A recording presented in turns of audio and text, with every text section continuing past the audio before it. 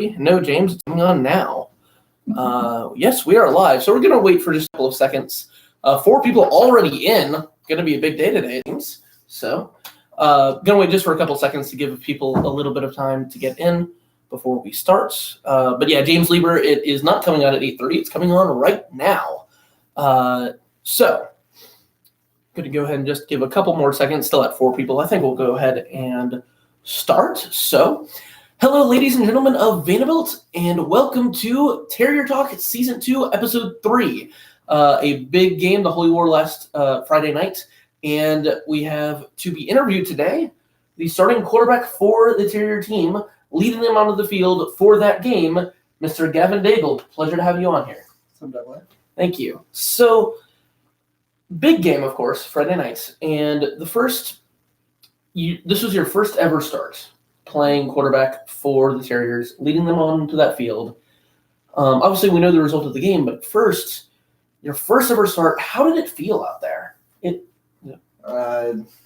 not something you can prepare for. It's definitely indescribable, especially starting off your first game, starting as quarterback against Edie White, your rivalry at home.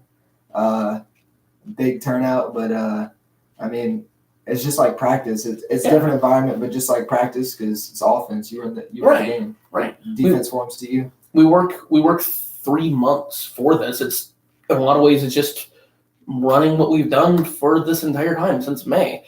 But it over 1,000 people there. I think it was my parents were the people doing the tickets. Hello, Seth Trahan, Gorge. Nice to have you here. Thank you. But my parents, they were doing the tickets. They sold almost 1,000 tickets, plus the people for Terrier Club, plus the people that got tickets beforehand from Vanderbilt or Edie White. So many people there. I mean, I assume you had pressure, of course, but how, were you nervous? Did you have pressure going into that game? I mean, the nerves were there first drive, but after that, it's just another game, just another opponent. We played Terrebonne, we played St. James before. Really wasn't much different besides the atmosphere. Yeah. I mean, players, it's all the same. They weren't crazy athletic. It's the same structure, same format, same team. But I do wonder, actually, something interesting I just thought about. So the first drive, you talked about having nerves. Was there a pass thrown on the first drive? Was there what? A pass thrown on the first drive? I'm trying to think. Because first drive we had because I know there were a bunch of runs and you had the fumble. Oh yeah. We had a couple quick game passes, I believe, because that drive lasted all the way till about the 40. And then we had the fumble, the bad snap, and yes, let's see here. We have actually I think it was 4 runs, and then the run. Just 4 runs. Yeah, it was 4 runs. It was like read it. So I wonder if that's again. I don't know the exact thought process through Coach Babin's mind, but if I had to guess, that might be partially because this was your first start. This was your first time out there. I wonder if he wanted to give you a chance to settle down, and I thought it worked. Again, I mean, we can look at the scoreboard. We can look at not putting up the points we wanted to put up, but yardage-wise, statistically speaking, everything other than the scoreboard, the start was solid. It was a solid start. It was a solid first start. It's something to build off of. Do you feel comfortable at this point? I mean, the momentum was there. The first drive, we had the momentum. We had the momentum the whole game. There was at no point, maybe besides the 2 penalties, where we were 4th and 22, that we didn't have momentum going in every single play. I mean, 300 yards total offense and scoring 1 time is just crazy. That's lack of execution. But when you drive down 3 times in the red zone in the first half and come up with 0 points, there is a very obvious sticking points of what to improve on going into the next week. And that's situational football, 2 minutes, red zone football, of course. James asked, what was the turning point of the game for Edie White? I have a thought. I want to know what your thought is about it as well. The turning point was whenever they had the busted coverage on that, what was it, like 70-yard run, 60-yard run that they had? I think it was 90, but well, that was before the half. You're talking about right after the half. The first touchdown or the second one? The second touchdown was not. I don't think was a turning point. I don't even think they had a turning point because offense wasn't persuaded in any way. I think the big point, because we go into, I think it's the first touchdown. So I'll talk about why I think that. So we come out to halftime. The offense comes out, has a 3-and-out to start the half.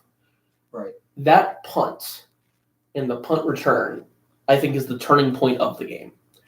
Because going into the second half, 22 yards of total offense for 80 Whites. 0 for 5 from third down. Right. They were doing nothing to our defense. Yep. The only way that they would be able to put up points in that game, going through every single person's mind at this point in the game, was some big play breaking. Either a turnover, like a turnover on our side of the field, or a special teams break. And at that moment, you get the big special teams break. Right. A couple of missed tackles on the punt return for about 40 yards, you get the tackle, right? Right. And saves the touchdown. Great tackle, by the way, in that situation. Saves the touchdown.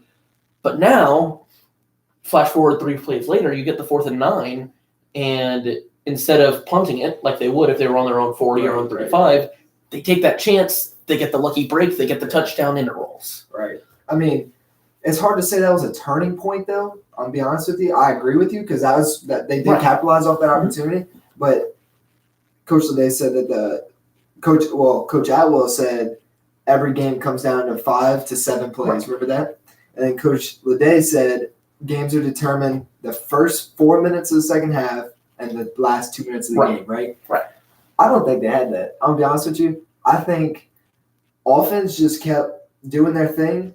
Whether that's, driving down the field and not scoring, or we still even winning the field position battle would be important. We still did that. They never had the momentum, and defense still kept getting 3 and outs after that. Like it was one busted coverage and one a wide open play. So I really don't think the momentum switched. I just think they got a lucky break.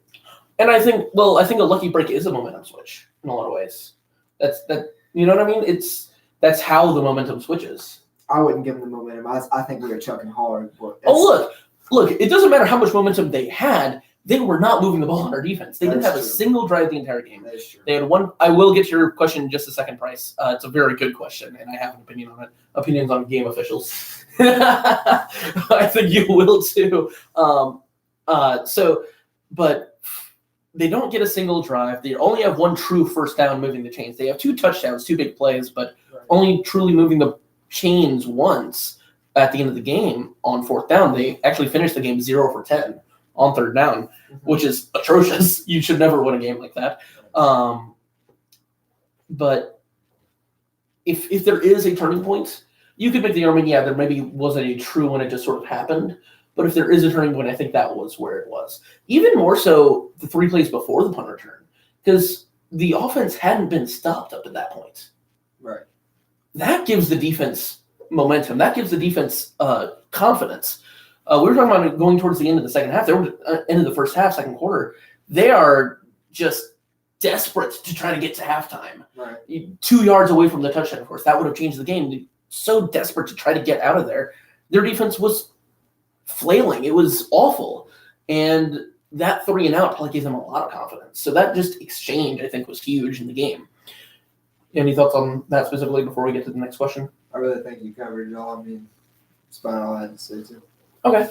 So, Bryce has a very good question. Opinions on game officials. I assume you're talking about specifically the game. This game, the Holy War of the game against 80 White.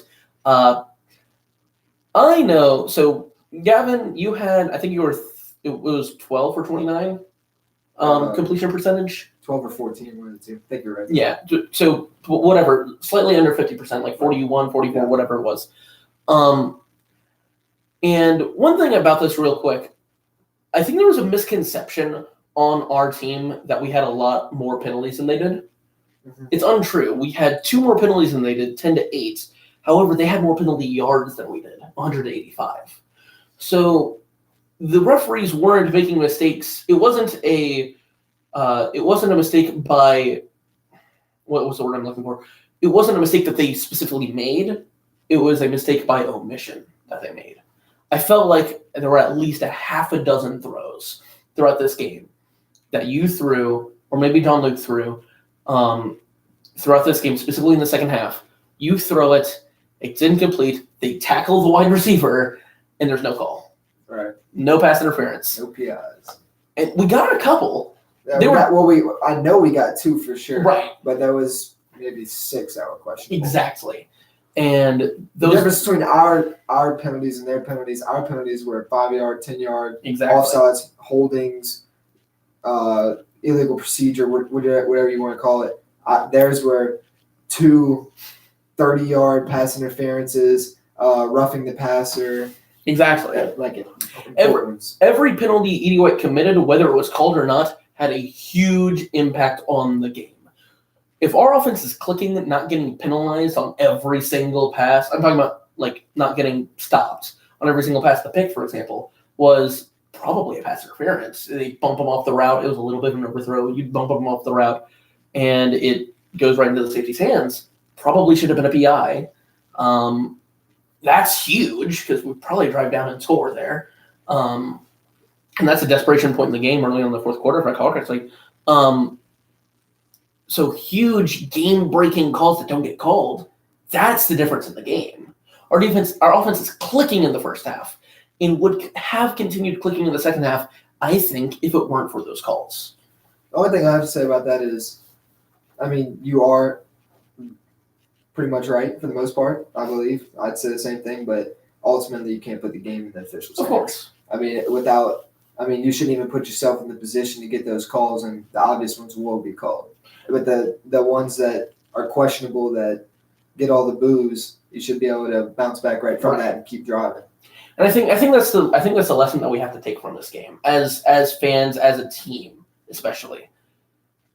Don't give them the chance, and don't blame the refs.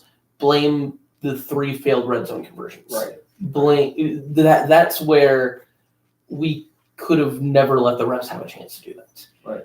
And I think that's going to be the timeout right before halftime, and also the Edie White first down at the end of the game. Okay. Oh, man. Those are okay. You're talking about the situation right before halftime where we're on like the 15 or something like that. You get the throw to Hayes. Tackle. He's down at the 2. There's a second visibly on the clock in the film. Right. We watched the film on Saturday, visibly on the film. Timeout. I mean, there should be a stop at the clock because it's a first down. Timeout's called, and the clock hits 0, and we go to halftime. Yeah. And that hurts. And Bryce is right. That sucks. Sore subject, Bryce. Oh man, probably robs a touchdown because I mean at that point you have. I think that was the drive with the big screen pass to Hunter. Right. We're driving. We're gonna score a touchdown if we get one more play. The only thing I have to say about that drive, from Bryce's question, the only positive thing I have to say is that play that we made was designed to be the last play. So getting an extra play would have put us in the end zone, but it being the last play was my fault. I planned on not having any time left on the clock. Well, Coach planned on not having any time left on the clock, and he called forward. I think we had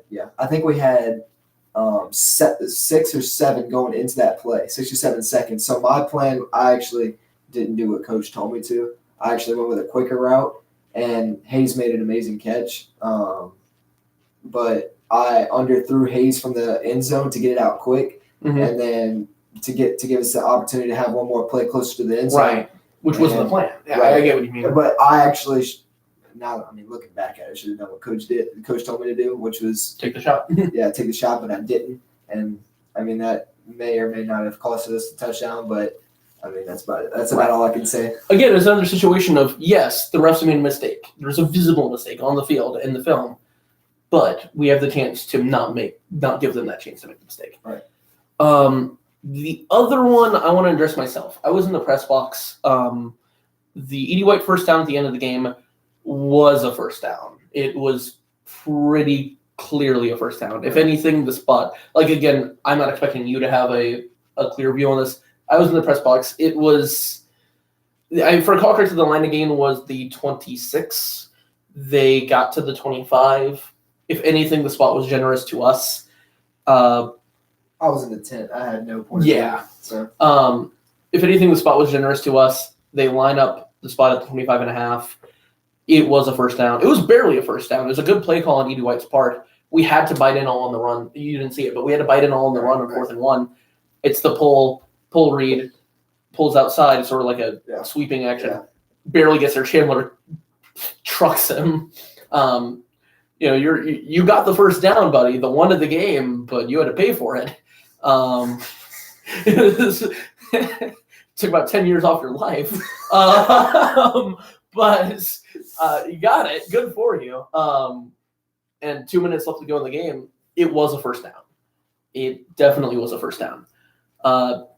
James, how do we match up against Westgate? That's a question I will answer later, unless you have any thoughts specifically on it. I have no comment. Okay, well, I haven't even watched film on them yet. I haven't either. I've heard some about them. That is somewhat concerning. I'll talk about that later, though.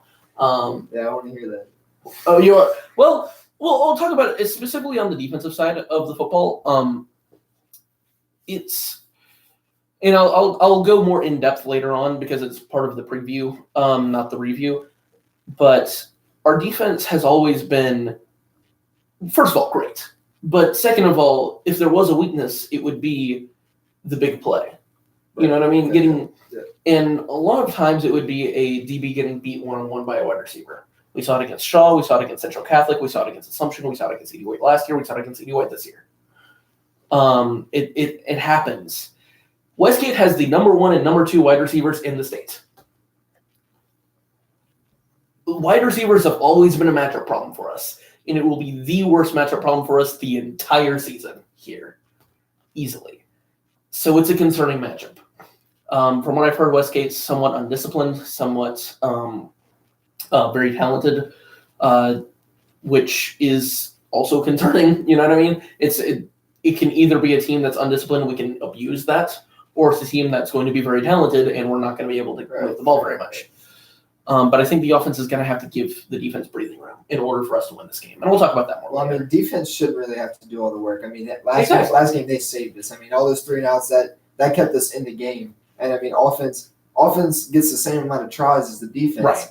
And if offense converts and executes every single drive, the defense doesn't have to worry about anything. Right. And I think this is one point. Throughout the last season, it was a lot of the defense being pressured to feel like they have to stop the opposing team on every single drive for us to be able to win a game. Right.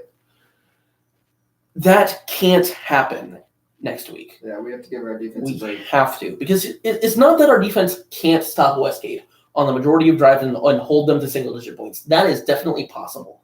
But I don't think it's possible if they're pressured to stop them every single time. If we can put up points, especially early, and be able to, let's say we get out to a 14-3 lead. That would be amazing. And our defense can pin their ears back, settle down, and go, okay, it's not the end of the world if we give up a touchdown. We can give it up and still be fine and still be the great defense that we are. And if we do that, we can win this game. But the matchup itself is very rough. I've never played defense before, but just from football experience, knowing that the other side of the ball has your back gives you a lot more for your mind, for your feet type of action. Right. I mean, you probably felt the vice versa of that last night. Oh, I felt every drive we had to put it in the end zone. Well, my point is that defense held them to 14 points.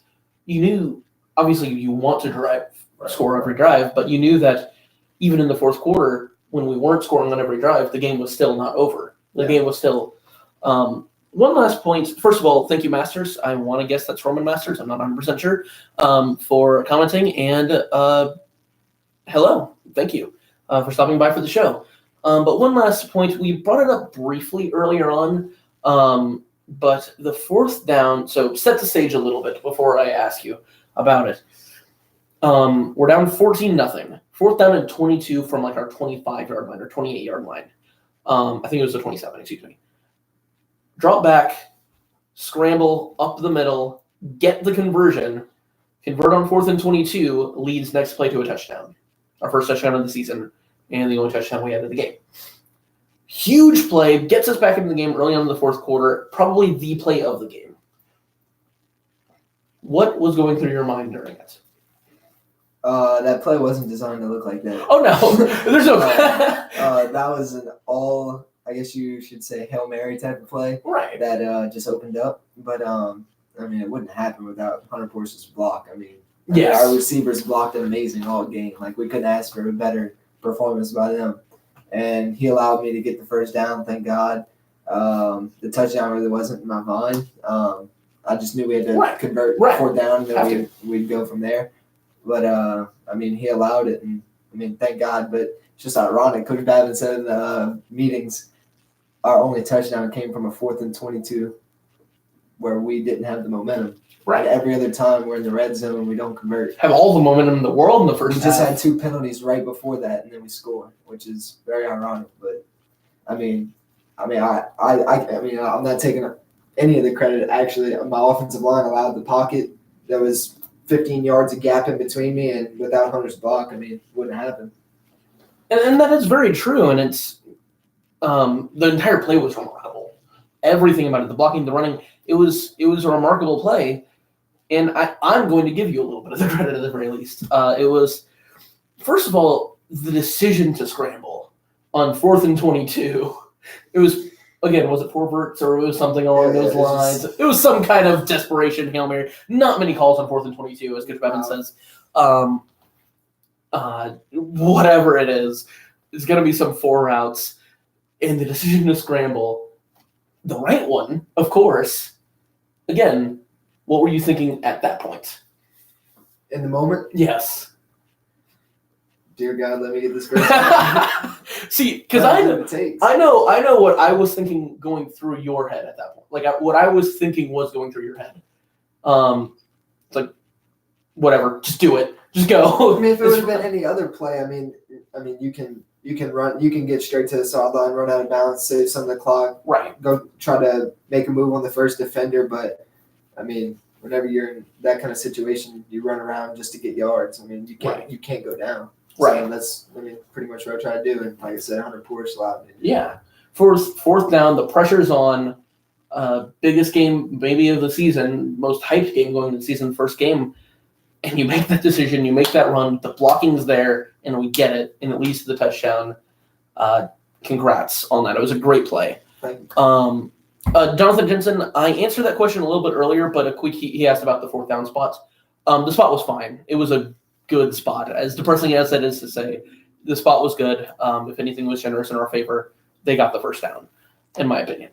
But yeah, I think I thought you had the stat line was decent on like if you just look at the stats only. Below 50% completions, 150 some odd yards passing. 138, I think.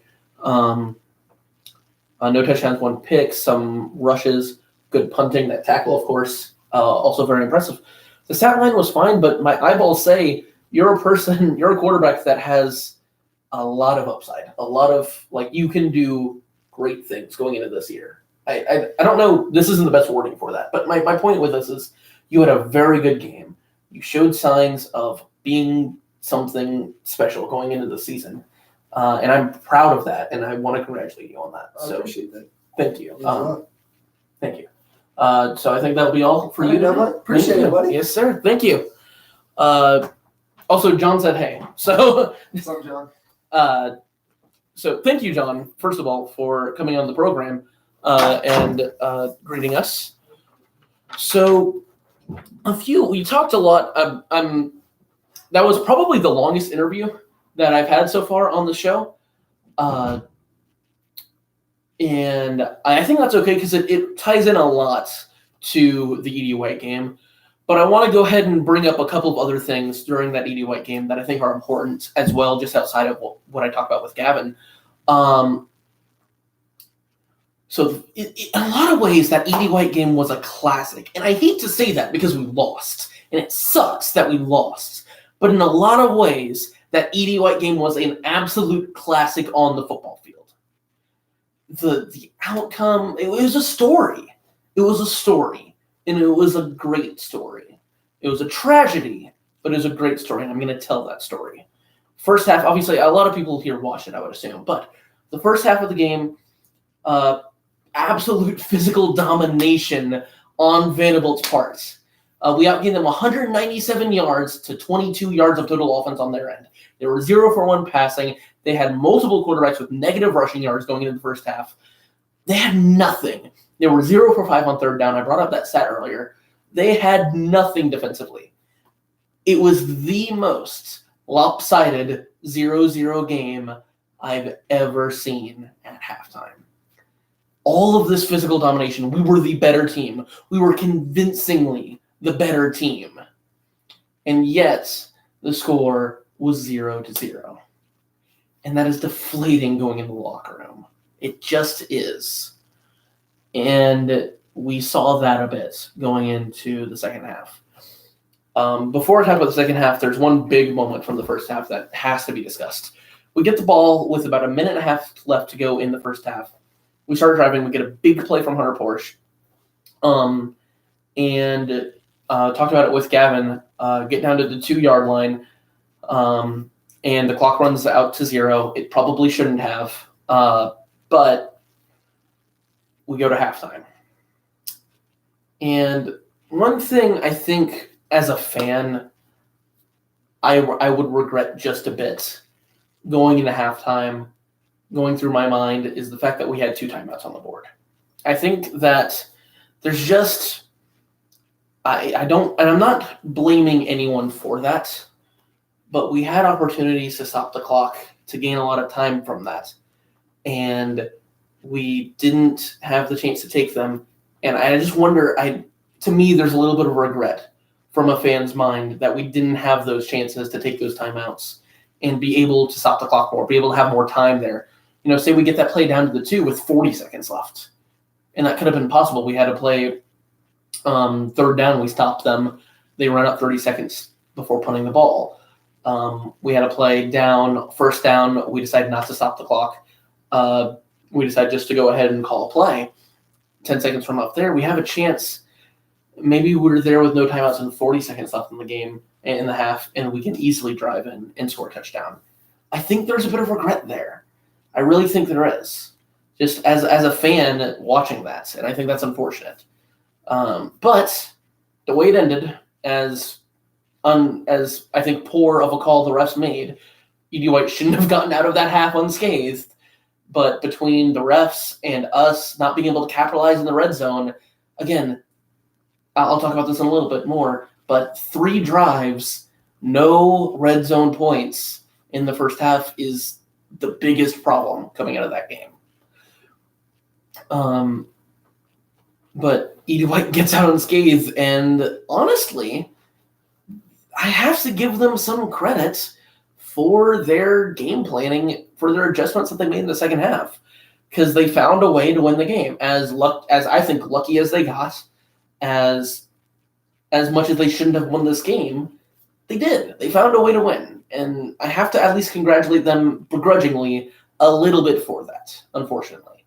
But second half comes out, 3 and out, a huge 3 and out. This was one thing that I don't think a lot of people thought about at the time of the 3 and out. We got the ball. We didn't get a first down. Our offense was moving the ball like gangbusters in the first half. It was demolition derby on both sides of the field. It was much more evident on the defensive side where they put up a goose egg and had 22 yards of total offense. But on the offensive side, we were also physically dominating them. And that 3 and out, and the next play, of course, we talked about it at length during the interview, the punt return, I think in a lot of ways turned the tides of that game and gave E.D. White that chance. Then they get lucky on the fade route, score the touchdown, and then I think the next time or a couple of times later, they get the ball, and it's first down and 10 on like their own 4 or their own 8 or something, and you get like one break or I think a missed holding call, which I think was also really big there. They should have called E.D. White, leads to a 90-yard touchdown. And all of a sudden, we go from going into halftime wishing that we were up by 21 and instead of being tied 0-0 and being the much better team to suddenly still outgaining them, still having more yards than the other team at this point in the game, being suddenly down 14-0. And that is jarring as a team to go through. And it's something that we had to adjust to quickly. And we did, I think, the best job that we could at that point. But it was, in some ways, too little too late. Our offense couldn't quite put together a drive in the second half. When we eventually did in the fourth quarter with about 10 minutes left to go, I think, We finally did punch it in after that big play from Gavin and then a run from Brian to punch it into the end zone. We missed an extra point from Austin Lede, makes it 14-6. And from there, we never really were able to get back to it. We get another drive, we start driving, and again, a play that we talked about during the interview, Gavin throws it, and it gets receiver gets bumped on the route, and it gets picked off, slight overthrow. And we only get the ball one more time, and with I think it was about 4 minutes left to go in the game, we get the ball back. And we couldn't do anything with it. We don't end up scoring. They get the ball back, and then we get the thing a lot of people were talking about, the fourth down conversion. Edie White, throughout all of this, keep in mind, Edie White has the fourth down, big conversion, 4th and 9, the 20-something yard field touchdown, the pass, then the 90-yard run. Outside of that, they hadn't had a first down at any point in this game. They were going in with 2 minutes left to go in the game, 3 minutes left to go in the game, with 0 true first downs. And they get the ball, get like an 8-yard gain on first down, and a 1-yard gain on second down, get stopped on third down for the 10th time in this game. And we are this close to stopping them. And we come up just short. They get the very good play call again on their end. Chandler Rhodes makes them pay for it, like I said, but come up just short, and they're able to kneel out the game. And it is absolutely devastating how that game shaked out. The final score being 14-6, Edie White. But if you look at the stat line, it shows just how devastating this game is to look back at. So a few stats that I think are really notable. The big one being Edie White finished the game 0 for 10 on third down conversions. That is awful. I mentioned that during the interview with Gavin, but that is absolutely awful. And no team should ever have the right to win a game going 0 for 10 on third down. And yet they went, I think, 2 for 3 on fourth down. And because of that, they do go on to win the game. But even despite that, even despite the loss, our defense played absolutely phenomenally. Our defense played like the defense that we saw last year through the first 9 games.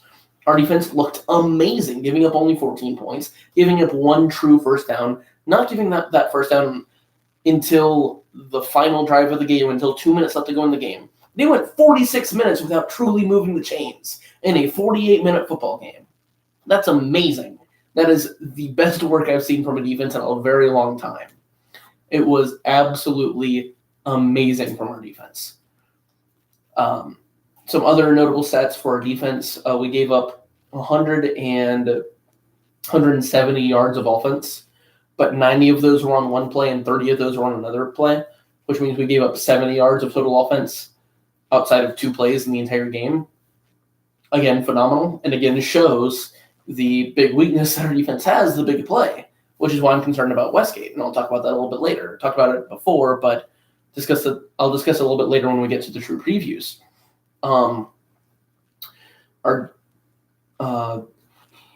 They had only one. This is another big one. They only had 1 complete pass the entire game.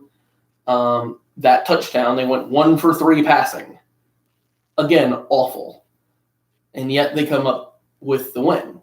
So why did they come up with the win? Because of the offensive stats. Our offense, even after their big plays, even after they outscored us 14-6 in the second half, we still outgained them 274, I think it was, to 176 or 166 total yards between the two teams. We still outgained them by over 100 yards in the entire game. Our offense, it is a very balanced attack, too. We had, I think, 39 runs, 32 passes. Our offense has 138 yards passing, 135 yards rushing. Our offense was phenomenal. We outgained them totally. We outgained them in passing. We outgained them in rushing. We had more penalties, but for fewer yards. We beat them in time of possession, 27 minutes to 20 minutes. Big one. Did you get an update about the 8th grade team? I was actually at the 8th grade game. I'll talk about that in a little bit. I want to finish on the ED White game. But, James, yes, there is an update on the 8th grade team. I'll get to that in a little bit. Our offense was balanced. 32 plays, 39 plays. Very balanced, very good throughout the entire game. We just couldn't punch it in the end zone. We had 4 red zone attempts and 1 touchdown, and it was off of a great play. Great blocking, great play. 4th down, 22, that was the 1 touchdown. The big stats that we have to take from this game to move on and be able to score points is the fact that we were 0 for 3. 3 red zone attempts in the first half in 0 points. That is not something that can continue. Our offense was great on paper and every other statistic. We lost a turnover battle 2-1, but that shouldn't change a game like this. Great in every other statistic, and we lost because we couldn't punch it in the end zone. More than anything else, because we couldn't punch it in the end zone. The other big number that I find very jarring when looking at the statistics, I'm going to bring up, and I did bring up a lot, ED White's third down conversion percentage. 0 for 10. Awful. Abysmal. Our third down conversion and 4th down conversion percentage, it's a little bit tangential, but I think it's important to look at. We were 5 for 18 on 3rd down, and we were 1 for 7 on 4th down. And I think it's the fact that we are struggling with situational football. 3rd downs, red zone, 2 minutes, we struggle in all 3 aspects. And that's why we couldn't score points, and that's why we couldn't win the game. That's what it comes down to. Those are numbers that are not befitting of a team that only scored 6 points. The yardage numbers, the total play number is phenomenal. We had 71 total plays. Our defense was only on the field for 35 plays in the entire game. That is phenomenal. We physically dominated them for 48 minutes, and we lost. And it sucks. And it happened. So what we're going to have to do is we're going to have to pick up everything. We're going to have to move on to next week. We're going to have to play our best against Westgate. Bounce back from this game, move on, and look at the rest of the season ahead of us and have a great season. Because we still have a chance to have a great season even with this loss. That's what we have to do. A few player performances I want to talk about. Our defense, of course, played phenomenally. Everyone played great. From our defense, Braden Heck had a pick. No, Chris Hovland, had a pick. Braden Heck had a good game. Our defensive line looked great. Chandler led the team in tackles. Christian LeCompte led the team in tackles for loss, which was great. We had 4 sacks. Hayden Klingman looked great. Sean Diebold looked great. Alex Villalvaso looked great. Everyone looked great. Chandler even made an impact on the offensive side of the football. But he was probably player of the game. If I were to give a player of the game for the game, it would be Chandler Rhodes. Even between the 2 teams, he was the best player out there. Made an impact on offense, made a huge impact on defense, of course, being the starting linebacker, one of the starting linebackers. That's our defense. On the offensive side of the football, it was kind of interesting. I talked about Gavin.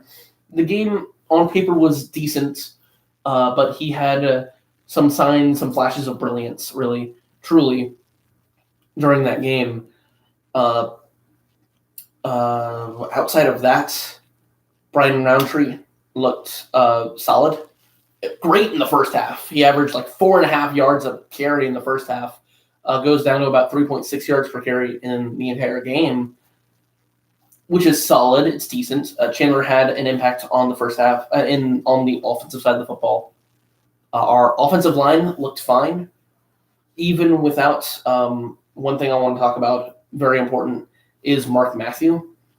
On Monday, I talked about this last week. Mark Matthew was supposed to be back for this game.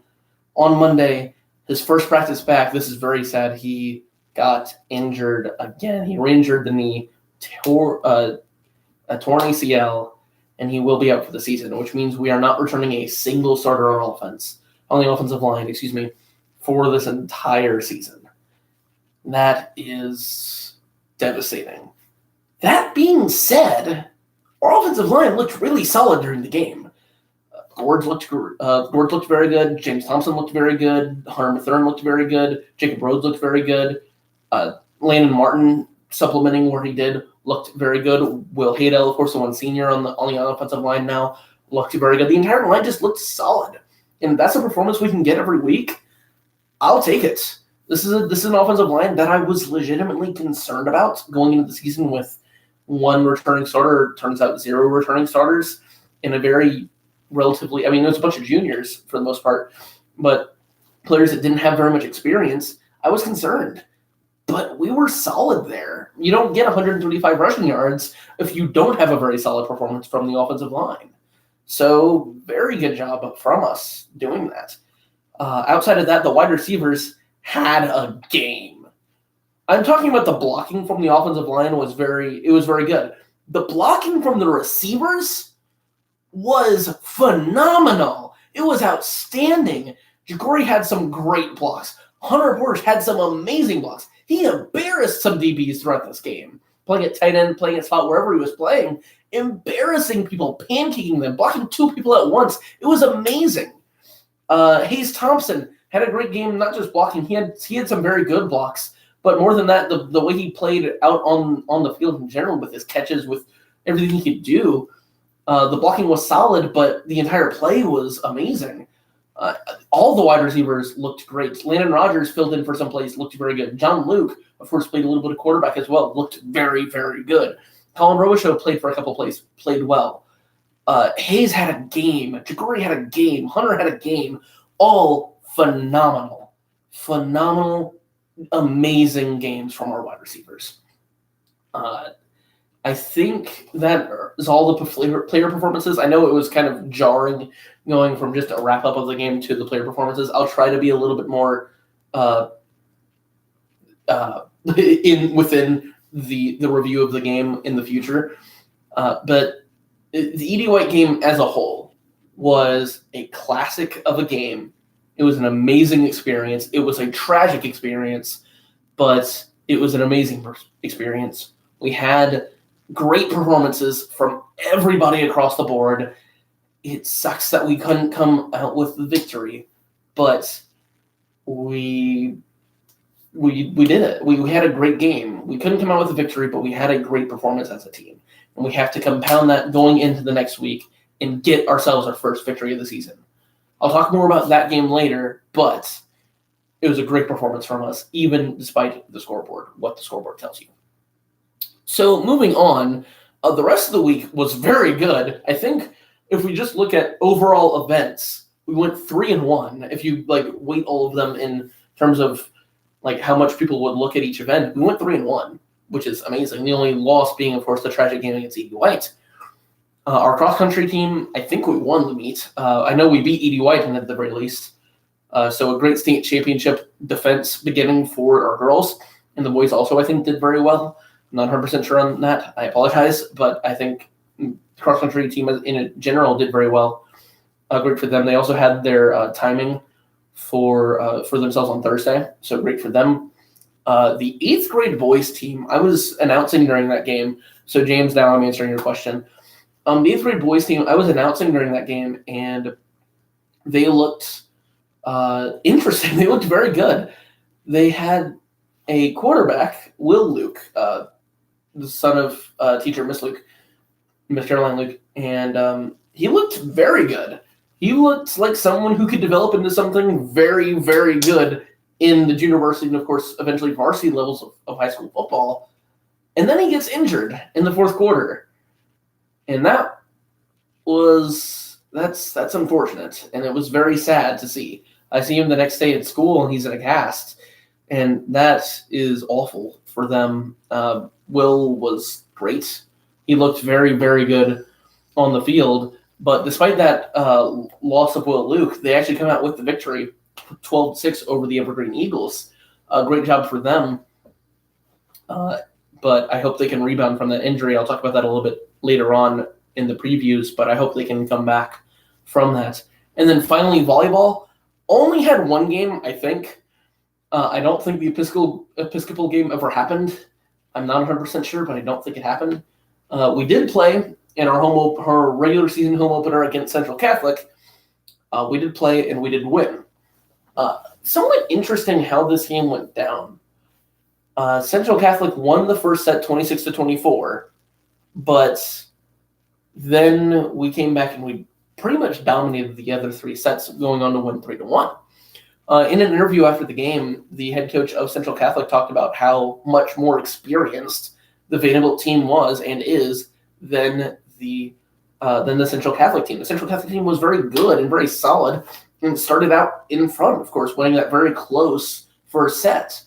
But what did I bring up last week, in the last episode? The Vanderbilt Catholic volleyball experience, this group of senior girls that's solid and has been playing for years now together, was going to come out on top no matter what. And that's what happened. The team looks great. I'll talk about the next step of their title defense a little bit later, and how it won't be exactly easy, but this team looks like a team that can make a three-peat. And that is something special that we're going to want to hope to see. That is it for the review. I talked about Mark Matthews' injury, I talked about Will Luke's injury. Of course, I hope both of them can have as speedy recovery as possible. But we're going to go ahead and move on to the previews, starting with football. Football's not going to be the main event this week because volleyball has a pretty not high stakes, but pretty big matchup. And that'll be the main event this week. But I'll go ahead and talk about football. So, Westgate, I discussed it earlier. This game really concerns me. This is a team we're probably going to be at least somewhat deflated after that E.D. White game, of course. We're going to try our best not to be, but you can't promise anything regarding that. And we're going to host a very talented Westgate team. An undisciplined Westgate team, but a very talented Westgate team.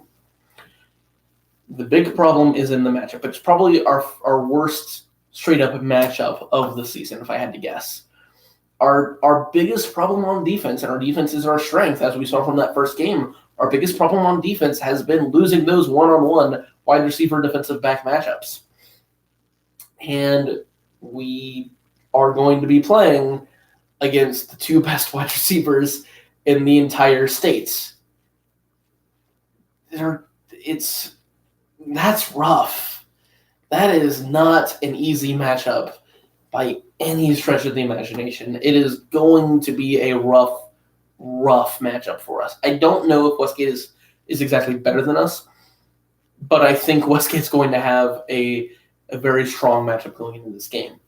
So the big key to this game is going to be, and I brought this up earlier, our offense has to score because if our defense is felt pressured to stop every single possession, something's going to break. They're going to score. Momentum might flip into their favor, and it might be downhill from there. And we have to avoid that happening for 48 minutes. We have to score quickly. We have to give our defense a breathing room, and we have to play with them for 48 minutes. And that's going to be the big key to that game. Moving on to junior high football. Junior high football, of course, I think it was one of the Conscien twins that came in for Will Luke in the last drive of the game. So I don't know how their backup situation is going to look going into the future, but obviously I hope Will Luke has a very speedy recovery, and I hope that whoever comes in to replace him has a very good game. They play Montague-Lacache this week on Wednesday as well. Hosting Montague-Lacache, I probably will be doing the announcing for it as well, which is fun. So come out, of course, to support them. And it should be a win. Montague-Lacache has never been a particularly strong middle school football program. It should be a win. Hopefully, of course, that they can recover from that injury to our starting quarterback. Hope we can recover from that and go on to win that game. The cross country meets at Loyola Marymount on Saturday. Of course, another step in the title defense, the state championship defense for the girls. Another step in improving and going on to potentially make a state run for the boys this season. Of course, best of luck to them. And then finally, volleyball. Before I get to this true main event of the episode, and I know it's been a long one, I apologize, but before I get to the true main event of the episode, they also have a tournament at Dutchtown Thursday through Saturday, I believe. That is going to be obviously a chance for them to continue their elite run over these last 3 years, over these last 2 years. and have a chance to win a lot of games, of course. But the big game truly is the game on Tuesday night. The Terriers are hosting in volleyball Mount Carmel. Mount Carmel is the best volleyball program in the state. Period. You don't go 44-2 and not be the best program in the state. They went undefeated at home. They had one loss away and one loss in a neutral site. They swept their entire bracket. They won the state championship last season. They were the top-ranked team from last season, and I think they only lost like one or two even sets during their entire state championship run. I think they came into our house last season and swept us 3-0 in a game. This is a tough matchup. It's the best team in the state going up against what could be one of the best teams in the state, and of course the favorite to win our state championship in our division. It's a big game, and yes, the big thing is that it's a tough matchup. It's a tough game. It's going to be a tough potential victory, but we also have the chance to have a huge statement victory. This is probably a volleyball team that's not just amazing, defending 2 state championships, but at our prime. This is a senior group of girls that have played together for 4 years, going on their 5th. This is a chance to make a program-defining victory. Anyone that beats Mount Carmel at any season, that is a program-defining victory, and we have a chance at home on Tuesday night to have that win. I'm going to try my best to come out there to watch the game, and I hope everyone here also tries their best to go out there to watch that game. That's going to be a big game, a big chance for the volleyball team, and I wish them the best of luck in that game. So, long one today, and yes, this is a Catholic high school, 0-0. We do tend to look like a bunch of Catholics at being a Catholic high school, but I hope you guys had a very enjoyable time. This was a long ride, a long episode, as long as the season finale from last season. But it might, I don't know if necessarily this will be how long every episode is during the football season, but they probably will get longer than the older episodes were, because I will spend a lot of time going into each and every football game. Maybe not as much as this ED White game, but a lot of time going into every single game. So don't be surprised if they're a little bit longer. Not necessarily 52 minutes like it is right now, but anyway, I hope you guys had a very enjoyable time. Hope you had a fun ride throughout this game, throughout this episode, and I will see you guys next week. Same time, same channel. See ya.